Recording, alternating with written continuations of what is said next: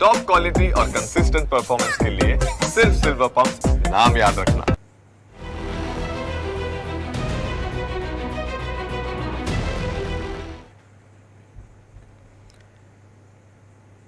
નમસ્કાર, ન્યૂઝ કેપિટલમાં આપનું સ્વાગત છે. હું છું કુશાગ્ર ભટ્ટ. ગુજરાતના ઘણા જિલ્લાઓની અંદર ખાતરની ભારે અછત છે. ખેડૂતો કલાકો સુધી લાઇનમાં સ્ટોક હોવાના દાવા છે, છતાં પણ પૂરતું ખાતર મળી નથી રહ્યું.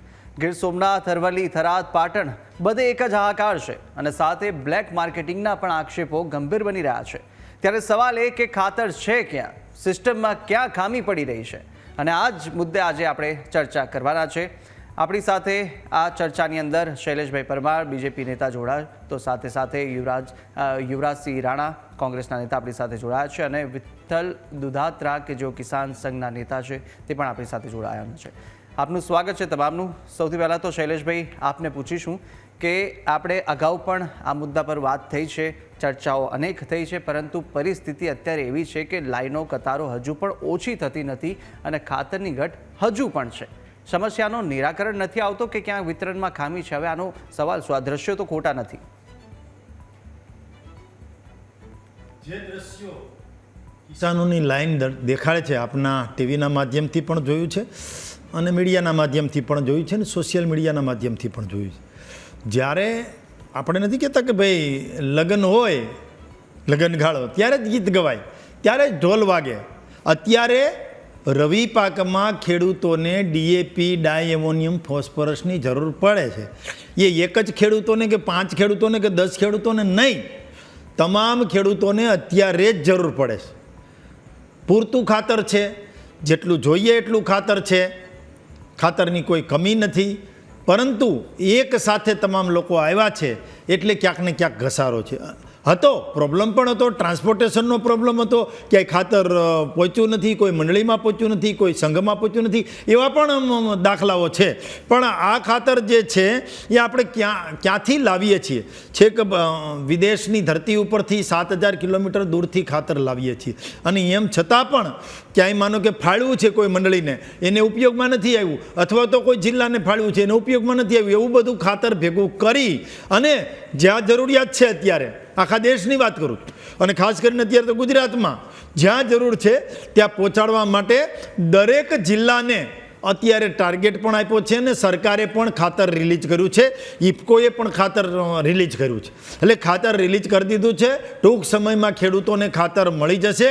કોઈ જાતનો કોઈ પ્રોબ્લેમ છે નહીં, પણ ટેકનિકલી થોડીક ખામી, ટ્રાન્સપોર્ટેશનની ખામી, પહોંચાડવાની ખામી, વહીવટની થોડીક ખામી, આ બધી ખામીઓના કારણે ક્યાંક ને ક્યાંક ખેડૂતો સુધી ખાતર નથી પહોંચી શક્યું. એ અમે સ્વીકારીએ છીએ, પણ અમારી નીતિ અને નિયત સાફ છે કે ખેડૂતોને ખાતર પહોંચે, અને ખાસ કરી અને જે ખેડૂતોને જરૂર છે.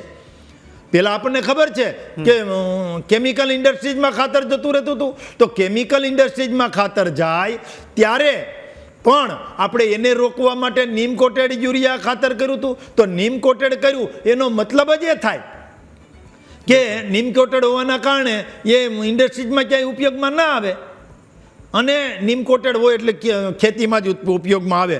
પહેલાં ઇફકો જે 70%, 35% ખાતર બનાવતું હતું અને પ્રાઇવેટ કંપનીઓ 70% બનાવતું હતું. પ્રાઇવેટ કંપનીઓએ બનાવવાનું બંધ કર્યું, હવે એ 30% બનાવે છે. કારણ સબસિડી છે. એક થેલીએ 2300 રૂપિયા જેટલી સબસિડી સરકાર ભોગવે છે, અને એ સબસિડીના કારણે ક્યાંક ને ક્યાંક ખેડૂતોને 300 રૂપિયામાં એક થેલી ખેતી માટે યુરિયા ખાતર મળે છે. એ મળવું જોઈએ, બરાબર છે, સબસિડી ભોગવવી પણ પડે. સરકારમાં છીએ, સરકારે ખેડૂતો માટે કામ કરવું પડે, એ પણ અમે સ્વીકારીએ છીએ. પણ અત્યારે જે પ્રોબ્લેમ છે, અત્યારે જે તકલીફ છે, ખેડૂતોને લાઈનમાં ઊભું રહેવું પડે છે, એ ક્ષણિક તકલીફ છે. છેલ્લા ખેડૂત સુધી, મધ્યમ વર્ગના છેલ્લા ખેડૂત સુધી ખાતર પહોંચી રહે એ દિશામાં ચાલવા માટે સરકારે સૂચના પણ આપી છે, અને તમામ લોકોને ખાતર મળી રહેશે, તમામ ખેડૂતોને ખાતર પણ મળી રહેશે, જેને જરૂર છે એને પણ ખાતર મળી રહેશે. બિલકુલ શૈલેષભાઈ, નીતિ અને નિયત તો ચોખ્ખી છે સરકારની, આપે કીધું એમ, પરંતુ અત્યારે જે ખામીઓ છે એ ખામીઓ દૂર કરવાની જવાબદારી પણ આપની રહેલી છે. એ ખામીઓ દૂર ક્યારે થશે? કારણ કે આ કતારો અત્યારે જરૂરિયાત હશે એટલે જ ઊભા હશે. ના, ખામીઓ જે અમે કહીએ છીએ, અમે સ્વીકારીએ છીએ કે ખામી હતી, અને ખામી સુધારવા માટે સરકારે આદેશ પણ કર્યો છે. જે રીતે માનો કે અમદાવાદમાં જે જરૂર હતી એમાં પણ ડીએપી જે છે એ પણ NPK 161 અને ડીએપી 368 જે મેટ્રિક ટન છે એ મોકલું છે. એ જ રીતે અમરેલીમાં યુરિયા ખાતરની જરૂર જે 130 મેટ્રિક ટન છે એ મોકલું છે, અને NPK ખાતર 33 મેટ્રિક ટન મોકલવાનું હતું એ મોકલું છે. એટલે ટોટલ ગુજરાતમાં જોઈએ, હું આ બેનું નામ એટલે લઉં છું કે મહત્વનું છે. ટોટલ ગુજરાતમાં જોઈએ તો આ મારા આંકડા નથી, આ સરકારના આંકડા છે. ટોટલ 4,407 મેટ્રિક ટન અને 10,088 મેટ્રિક ટન ડીએપી અને યુરિયા બંને મોકલું છે, અને એ બધાને આપ્યું પણ છે. જે જિલ્લામાં જેટલી જરૂરિયાત છે એ પ્રમાણે ફાળવ્યું પણ છે. એટલે આ રહી ફાળવવાની વાત.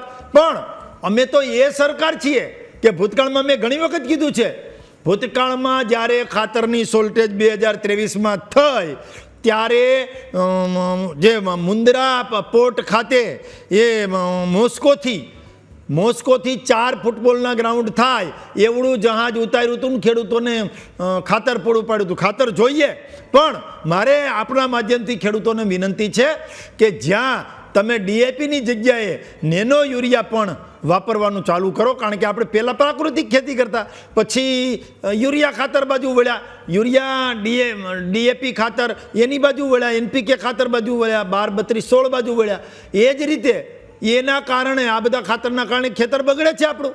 હું પણ ખેડૂતનો દીકરો છું, મને પણ ખબર છે. પણ જે પ્રવાહી લિક્વિડ ખાતર નેનો જે છે એ ખેતર પણ નથી બગાડતું, છોડ પણ નથી બગાડતું, અને જે રીતે આપણે પ્રાકૃતિક ખેતી તરફ વળીએ છીએ, જૂની ખેતી તરફ, એ દિશામાં ચાલવા માટે પણ નેનો યુરિયા જ કામ આવી શકે એમ છે. એટલે આજે નહીં તો કાલે આપણે નેનો યુરિયા તરફ વળવું પડશે. કારણ કે આ જે બધા ખાતરો આવે છે ફોસ્ફરસયુક્ત, એ ક્યાંક ને ક્યાંક વિદેશથી આવે છે, અને વિદેશમાં ક્યાંય રો મટીરિયલનો ભાવ વધે ઘટે એ બધી પરિસ્થિતિ થાય, વિદેશથી ટ્રાન્સપોર્ટેશનમાં આવે જાય એ બધી તકલીફ થાય. વિદેશના દેશોમાં જ્યાંથી આપણે લઈએ છીએ ત્યાં યુદ્ધની સ્થિતિ છે, એના કારણે પણ તકલીફ પડતી હોય છે.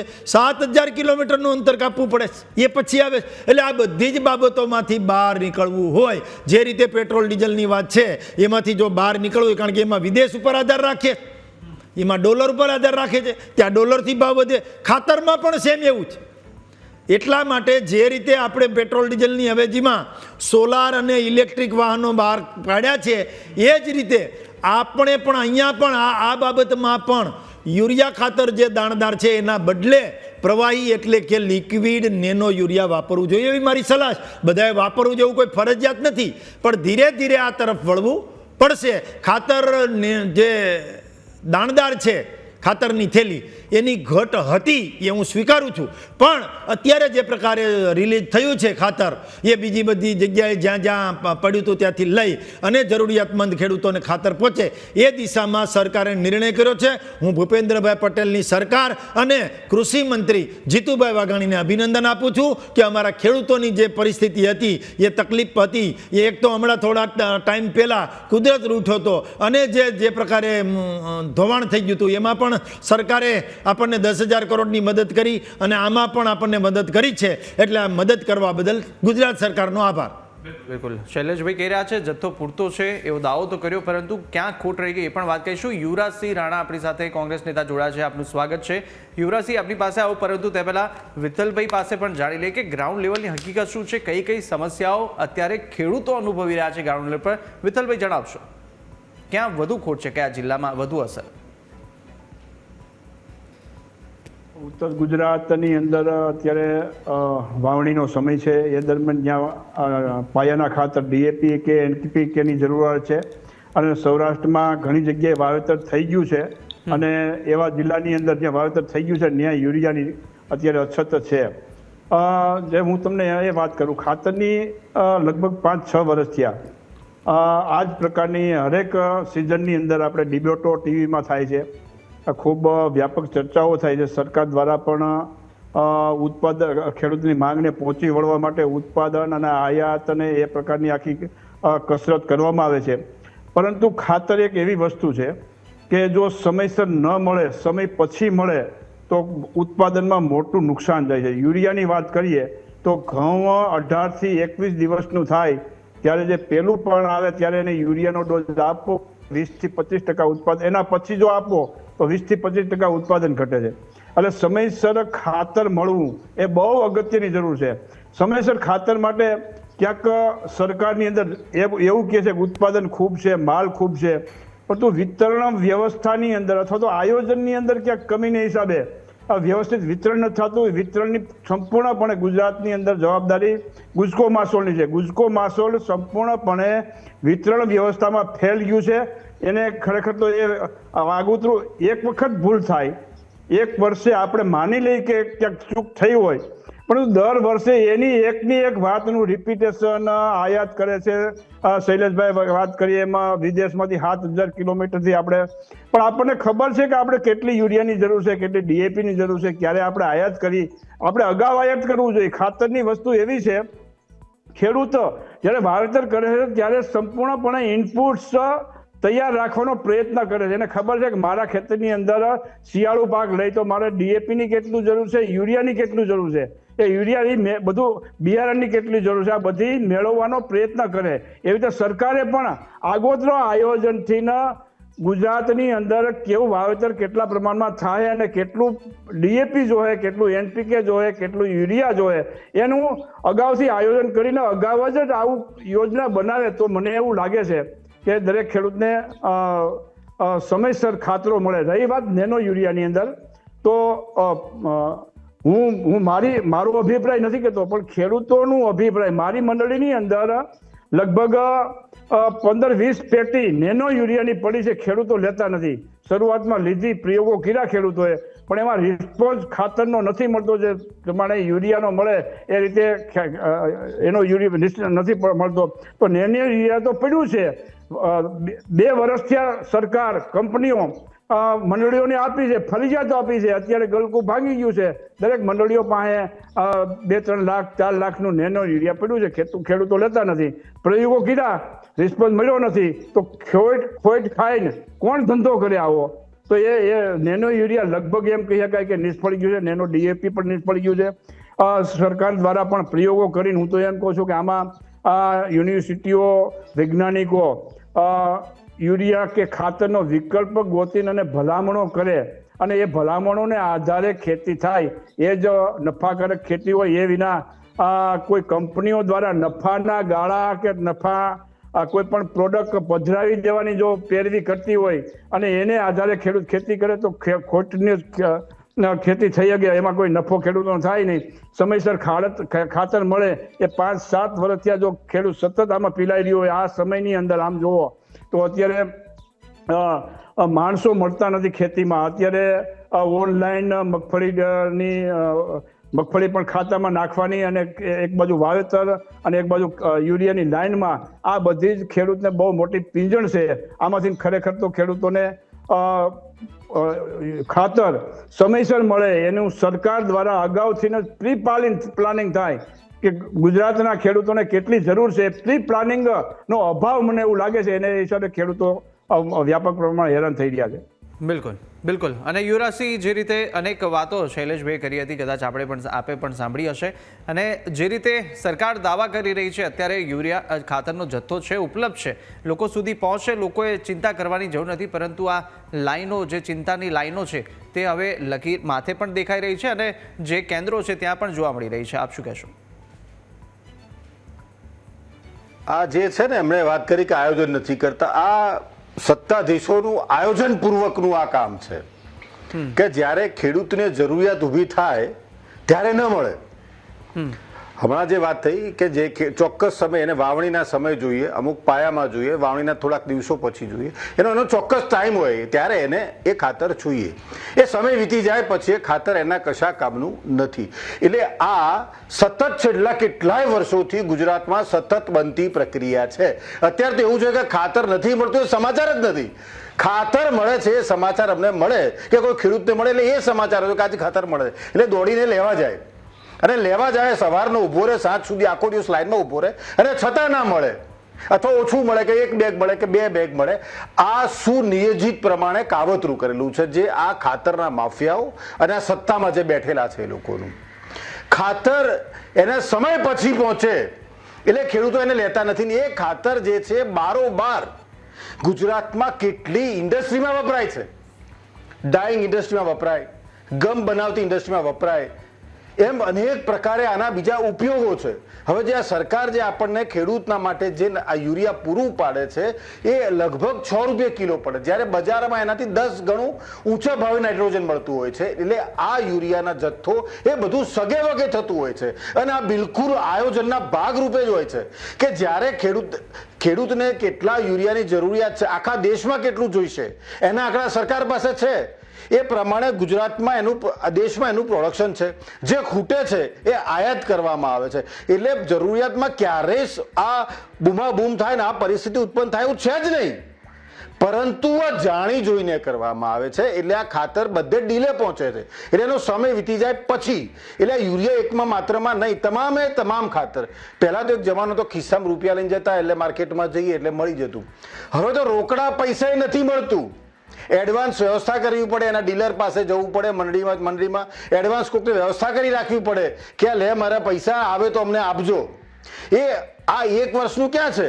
આ પહેલી વાર તમે ક્યાં ડિબેટ ચલાવો છો? આ દર વર્ષે છેલ્લા 2014 થી દર વર્ષે આ ખાતરનો કકળાટ થાય છે. દર વર્ષે ખાતરની લાઈનોમાં કેટલાય ખેડૂતો એનો ભોગ બને છે, એમના ઘણાના મોત થાય. હમણાં પણ એક મધ્યપ્રદેશનો છે, આજે પણ તમે ટીવીના તમારા માધ્યમથી સ્ક્રીન પર ગુજરાતમાં અનેક જગ્યાએ લાઈનો બતાવી છે. એટલે ખાતર તો છે, પણ આમની મિલી ભગત છે કે ખાતર ખેડૂતના ખેતર સુધી નથી પહોંચતું અને ક્યાંક ફેક્ટરીઓ સુધી પહોંચી જાય છે. અને આ લોકો કરે છે શું એ બી તમારે સમજવા જેવું છે.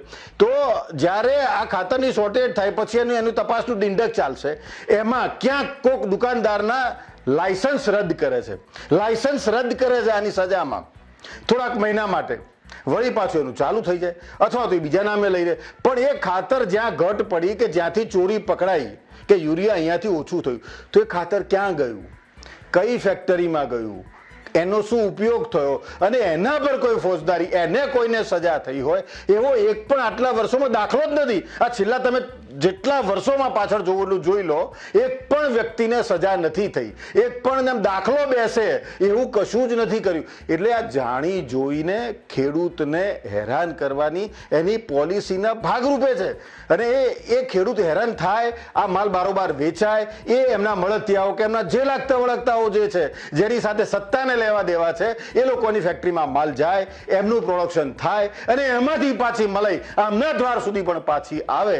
આ સુનિયોજિત કાવતરું છે. આ જણાવી દીધું યુવરાજસિંહે. શૈલેષભાઈ, આખું જે મળતિયાઓને માવો અને આ તરફ કાળા બજારીના આક્ષેપો, યુવરાજસિંહે જે આયોજન જણાવ્યું ને એ આયોજન સાથે હું સહમત છું કે કેમિકલની ફેક્ટરીમાં જતું હતું તમારા વખતે. બરાબર, એટલા માટે જ અમે નીમ કોટેડ યુરિયા કર્યું છે. નીમ કોટેડ યુરિયા કરીએ એટલે કેમિકલવાળાનો મેળ પડે નહીં, એ ખેતીમાં જ જાય. પણ તમારી વાત સાથે સહમત છું કે જતું હતું. બીજી વાત, હમણાં એ કહેતા હતા કે યુરિયા ખાતર અહીંથી અહીંયા વયું જાય, અહીંથી અહીંયા વયું જાય. પણ યુરિયા ખાતર મારે એ કેવું છે ભાઈ કે એની સિસ્ટમ શું છે? પહેલાં તો ગુજકો માસોલ યુરિયા ખાતર ઉત્પાદન કરતું નથી. એક વાત યુવરાજસિંહ આપ જાણો પણ છો, એમ છતાં પણ બોલો છો. જે ગુજકો માસોલ છે એ વિતરણ વ્યવસ્થા સંભાળતી એજન્સી છે અથવા તો એ કોઓપરેટિવ સંસ્થા છે, જે ફેડરેશન છે ગુજરાત, જે ફેડરેશન આપણું ગુજકો માસોલ, એ ફેડરેશન માત્ર ને માત્ર માર્કેટિંગ કરે છે. માર્કેટિંગ ફેડરેશન છે. હવે એને તમે એમ કહો કે એ આમ કરે છે તેમ કરે છે, કઈ રીતે? માનો કે મગફળી ખરીદે છે, ગુજકો માસોલ જ ખરીદે છે, પણ એ નાફેડ ખરીદે છે સરકાર માટે. એનું ખરીદવા માટેની પ્રોસેસ જે છે એ ગુજકો માસોલ એને મેન પાવર સપ્લાય કરે છે. એના કારણે આ છે. એટલે મૂળ વાત સમજી લેવી જોઈએ. બીજી વાત, વિતરણ વ્યવસ્થા કઈ રીતે છે મારે યુવરાજસિંહ સમજે છે, એ સહકારી નેતા છે, હું જાણું છું. પણ એમ છતાંય મારે કેવું છે, પહેલાં તો ઇફકો ખાતર બનાવે, એ ખાતર સરકાર હસ્તક હોય છે. એ ખાતર ક્રિપકોને આપે, ઇફકો જે છે એ ક્રિપકોને પણ આપે, ક્રિપકો અલગ બનાવે છે, એ ગુજકો માસોલને આપે, બીજી પ્રાઇવેટ સંસ્થાઓ જે છે એને આપે, અને પ્રાઇવેટ સંસ્થાઓને પણ એ ગુજકો માસોલની જેટલું જે એને પણ આપે છે. એટલે ત્યાં વિતરણ વ્યવસ્થા થાય. બીજું, ગુજકો માસોલમાં આવ્યા પછી ક્યાં જાય તો કે ભાઈ જિલ્લા ખરીદ વેચાણ સંઘ પાસે જાય. જિલ્લાઓ ખરીદ વેચાણ જે સંઘ છે એ એના તાલુકા ખરીદ વેચાણ સંઘને આપે. તાલુકા ખરીદ વેચાણ જે સંઘ જે છે એ પાછું એના મંડળીઓ જે છે એ મંડળીઓને આપે, અને મંડળી જે છે એ મંડળીના સભાસદ ખેડૂતોને આપે. અને ગુજકો માસોલ કયો, જિલ્લા ખરીદ વેચાણ સંઘ કયો, ક્રિપકો કયો, ઇફકો કયો કે અત્યારે અમૂલ પણ કયો, આ બધી જ સંસ્થાઓ સહકારી સંસ્થા છે. અને સહકારી સંસ્થા એટલે ખેડૂતો દ્વારા ચાલતી સંસ્થા. એમાં નફો થાય તો પણ એ ડિવિડન્ડના ભાગ સ્વરૂપે ખેડૂતોને જ મળતું હોય છે. એક વાત, એટલે આમાં રાજનીતિ રહેવા દો. એમ જે તમારી રાજનીતિ બીજા બધામાં ચાલે એનો વાંધો નથી, કરો, કશો વાંધો નથી. મૂળ વાત આપવાનું છે એ કોણે આપવાનું છે? સરકારે. દૂધમાંથી પૂળા કોણે કાઢવાના છે? ખોટ કોણે કાઢવાની છે? નેગેટિવ વાત કોણે કરવાની છે? કોંગ્રેસે. આ થયું છે ને આ નથી થયું, ના થયું છે ને આ નથી થયું. ભલે થયું હોય તો બોલ્યા કરવાનું. આ વિષય છે કોંગ્રેસનો. ખાતરની મારે વાત કરવી છે. ખાતર જે છે એ યુરિયા ખાતર અત્યારે જ આપણી પાસે જે 4,407 મેટ્રિક ટન પડ્યું છે. ડીએપી ડાયએમોનિયમ ફેસ્ફરસ એ 1,088 મેટ્રિક ટન આપણે પડ્યું છે. અને એનપીકે જે છે એ 1,358 મેટ્રિક ટન પડ્યું છે. અને ટોટલ જોવા જઈએ તો ખાતર જે છે એ ટોટલ આપણી પાસે 5 લાખ જેટલું મેટ્રિક ટન જે છે નહીં પડ્યું છે એની વાત કરું છું. પછી 2025 અત્યારે આ 2 મહિના પહેલા નવેમ્બરમાં, આગલા મહિનામાં, ત્યારે 1,84,000 મેટ્રિક ટન ખાતર આપણે આયાત કર્યું, દીધું. અને નવેમ્બરમાં 2,40,000 મેટ્રિક ટન ખાતર અત્યારે આપણે આપ્યું. અને 5,90,000 મેટ્રિક ટન જે છે એ ટોટલ આ બેનું થઈને 2 મહિનામાં આપણે ખાતર આપણે લઈ આવ્યા ને એ આપણે આપવાનું છે. ખાતરમાં 2.5 લાખ કરોડની સબસિડી આપીએ છીએ. કેટલી? 2.5 લાખ કરોડની. એક થેલી ભલે 300 રૂપિયા મળે, મેં હમણાં કીધું એમ, પણ સરકાર પર થેલીએ, પેલા તો હું 23 બોલ્યો હતો, પણ પર થેલીએ અત્યારે 1,800 રૂપિયા એક થેલીએ સરકાર ભોગવે છે. અને એ ભોગવતા સરકારે કેટલું ભોગવું? 2.5 લાખ કરોડ. એટલે એ આપ્યું એટલે બહુ મોટી વાત નથી. ખેડૂતોને જેટલું આપીએ એટલું ઓછું છે. પણ સવારે ઉઠી અને નેગેટિવ વાત શું છે એ જ નોંધવાનું. અને એ નેગેટિવ વાત જે હોય એને Guinness book of world record સુધી પહોંચાડવાની કોંગ્રેસની જે નીતિ છે ને એની સામે વાંધો છે. બિલકુલ. ખેડૂતોની વાત કરે એનો વાંધો નથી. યુવરાજસિંહ પણ કંઈ કહેવા માંગી રહ્યા હતા, એ પણ જાણી લે. યુવરાજસિંહ. હા, એમની ઘણી બધી વાતો છે, સત્યથી વેગળી છે. એમણે જે હમણાં સબસિડીની વાત કરી કે 2.5 લાખ કરોડ, તો શૈલેષભાઈ તમારા માધ્યમથી આખા ગુજરાતની જનતાને, આખા દેશની જનતાને ગેરમાર્ગે દોરી રહ્યા છે. હું જવાબદારીપૂર્વક કહું છું. જે 2.5 લાખ કરોડનો આંકડો છે એ વર્ષ 2022 ને 23નો છે. એના પછી સતત ખાતરની સબસિડીમાં ઘટાડો થયો છે. એટલે કે 23-24માં 1,95,000, 24-25માં 1,70,000 અને ચાલુ વર્ષ એટલે કે 2025-26માં 1,800 રૂપિયા ઘટાડો થયો એટલે જ બોલ્યો. 1,67,000 કરોડનું અનુમાન મૂકવામાં આવ્યું છે. એટલે 2.5 લાખ જે કરોડનો આંકડો છે એમનો જૂનો 22-23નો છે. એના પછી સતત ઘટાડો થયો છે. એટલે કદાચ શૈલેષભાઈને ખબર નહીં હોય. એટલે ગુજરાત 2.5 લાખ કરોડ તો છે જે ઘટાડો થઈને, પણ 2.5 લાખ કરોડ ની અંદર ઉમેરાય 2.5 લાખ કરોડ તો અંદાજ. આ તો 3.5 લાખ કરોડ બોલવાનો હતો. તમે કહો છો 2.5 લાખ કરોડ, તો 2.5 લાખ કરોડ તો છે જ. વચ્ચે નહીં શૈલેષભાઈ, વચ્ચે નહીં. તમારી સરકાર છે એટલે દાદાગીરી સહેજ બી નહીં. વચ્ચે નહીં બોલવાનું. તમે બોલો ત્યારે હું એક અક્ષર નથી બોલ્યો, તમારે નહીં બોલવાનું. એ સતત ઘટી છે. બીજું એમણે વાત કરી નીમ કોટેડની વાત કરી, તો માનો કે 2014 થી એમણે 100% નીમ કોટિંગ કર્યું. નીમ કોટિંગ તો એના પહેલાથી શરૂ થયું હતું, પણ 2014 થી 100% થયું. તો 2022માં ચાણસમાં ઇન્ડસ્ટ્રીમાં પકડાય યુરિયા, એ શું કરવા લઈ ગયા હતા? ખાવા માટે, ફાંકા ભરવા માટે. 2023માં સુરતમાં, મિલમાં, રાજકોટમાં, નવસારીમાં, હજારો બેગો પકડાય છે ઇન્ડસ્ટ્રીમાં, તો એ લોકો શું પાનમાં નાખવા માટે લઈ જાય છે? એ નીમ કર્યા પછી પણ એ નીમનો તોડ આ કંપનીઓએ શોધી કાઢ્યો છે અને આ યુવરાજસિંહ, સાંભળો, ખેડૂતને વાપરવાનું છે એ યુરિયા ઇન્ડસ્ટ્રીમાં જાય છે. આજે પણ જાય છે. રાણા સાહેબ મારી વાત તો સાંભળો કંઈક. રાણા સાહેબ, તમે જે બોલો છો એ કોંગ્રેસના અંધારાના આંકડા છે. લાઈટ નહોતી ને ત્યારના. મારી વાત સાંભળો. એ વાળુભાઈને વીજળી માંગતા હતા ત્યારના આંકડા તમે રજૂ કરી રહ્યા છો. 2.5 લાખ કરોડ તમે સ્વીકાર્યું કે ત્યારે હતા એ 2.5 લાખ ને હવે 1800 રૂપિયા. 2.5 લાખ ક્યારે હતા? જ્યારે 2200-2300 રૂપિયા એક થેલીએ થતા હતા. અત્યારે 1800 થાય છે. 2.5 લાખ પ્લસ એટલા, એટલે 3.5 લાખ કરોડની સબસિડી માત્ર ખાતરમાં, એ એનપીકે હોય, એ 12-32-16 હોય, એ ડીએપી હોય, એ કોઈ પણ ખાતર હોય એમાં આપ્યા છે. અમે આપ્યા છે ને બોલીએ છીએ. બિલકુલ યુવરાજ અને શૈલેષભાઈ, સમયનો પણ અભાવ છે. ઇફકો અને ક્રિપ્કોનું તમને ભેદ ખબર નથી. ઇફકો ક્રિપ્કોનો ભેદ તમને ખબર નથી અને ક્યાં શીખવાડવા નીકળ્યા છો? એટલે હું બોલું છું, વચ્ચે નહીં બોલો, તમે બોલ્યો, વચ્ચે નથી બોલ્યો. પ્રતિ આક્ષેપ અને એક તકની પણ વાત આવે. અરે પણ એવું વચ્ચે બોલે, શું કામ વચ્ચે બોલે છે? બિલકુલ. અને તમારી પાસે તમારા પર એટલી ત્રેવડ તો હોવી જોઈએ ને કે એ બોલે છે હું વચ્ચે નથી બોલતો તો હું બોલું વચ્ચે, શું કામ બોલે છે? બિલકુલ બિલકુલ, પણ આપણી પાસે સમયનો અભાવ છે. બિલકુલ નહીં બોલવા જોઈએ. બિલકુલ અનેક વાતો છે જે ચર્ચાનો વિષય છે અને હજુ પણ એ પ્રમાણે સમસ્યાઓ યથાવત છે. ચર્ચા હું કરું છું, હું આંકડા આપું છું તમને, વર્ષ પ્રમાણે આંકડા આપું છું, તો એમને વચ્ચે શેના માટે બોલવા દો છો તમે? બિલકુલ બિલકુલ વિઠ્ઠલ, પછી હવે બીજી વાત કરી શૈલેષભાઈએ.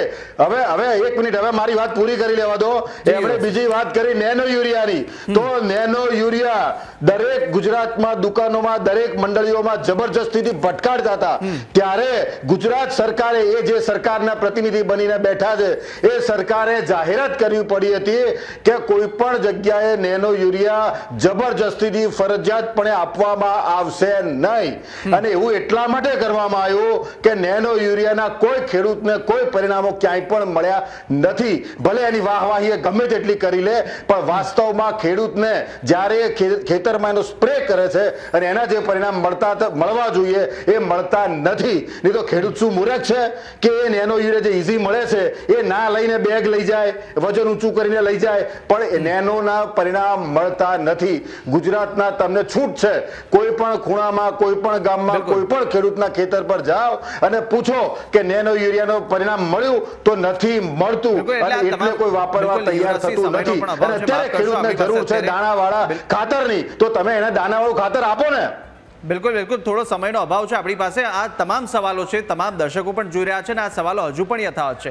પરંતુ વિઠ્ઠલભાઈ કંઈક કહેવા માંગી રહ્યા હતા. વિઠ્ઠલભાઈ ટૂંકમાં થોડો આપનો જવાબ. ગુજકો માસોલની વાત કરીને સહકારી સંસ્થાઓની મંડળીઓ, તાલુકા સંઘ, જિલ્લા સંઘોની વાત કરી, એ ખેડૂતોની સંસ્થાની વાત કરી, એવા શબ્દો શૈલેષભાઈએ વાપરા. તો હું એમ કહું છું ખરેખર ખેડૂતોની સંસ્થા છે, પણ એની ચૂંટણી, એની ઉપર કોણ શાસન કરશે એ ભાજપના મેન્ડેટ નક્કી કરે છે. એનું મેન્ડેટ નક્કી કરે છે. એટલે સંપૂર્ણપણે ભાજપ દ્વારા સંચાલિત આ બધી સંસ્થાઓ છે. અને ગુજકો માસોલ કોઈ મંડળીને જ્યારે યુરિયાની ગાડી જોઈ ત્યારે ઇફકો પાસેથી નથી માગવા જવી પડતી, એને ગુજકો માસોલ પાસે જવું પડે છે. અને એક હતું શાસન ગુજકો માસોલને વિતરણ વ્યવસ્થાની. હું આ વાત કરું છું કે વિતરણ વ્યવસ્થા ગુજકો માસોલને જોવાની છે, કોઈ ઇફકોને કે ક્રિપ્કોને જોવાની નથી. ગુજકો માસોલ જ આની ઉપર નજર રાખી શકે અને મંડળીઓ અને ખેડૂતોને કયા વિસ્તારની અંદર ખાતર કેટલું મૂકવું, કેટલું આપવું, એની જવાબદારી છે. એટલા માટે તમામ સમસ્યાઓ છે. આ સમસ્યાઓને લઈને હવે સરકાર કયા પગલાઓ લે છે તે પણ જોવાનું રહેશે. આપ તમામ અમારી સાથે ચર્ચામાં જોડાયા તે બદલ આપનો આભાર. ત્યારે એક તરફ સરકાર કહે છે કે સ્ટોક પૂરતો છે, ખેડૂતો કહે છે અમને મળતો નથી, અને આ વચ્ચે નુકસાન માત્ર પાકનું નહીં પરંતુ ખેડૂતોના હવે ધીરજનું પણ છે.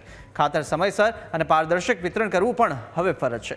ત્યારે હાલ આ વિશેષ રજૂઆતની અંદર બસ આટલું જ. વધુ મહત્વના સમાચાર અને અપડેટ માટે ન્યૂઝ કેપિટલના તમામ સોશિયલ મીડિયા પ્લેટફોર્મ પર આપ ફોલો કરી શકો છો. મને આપશો રજા. નમસ્કાર.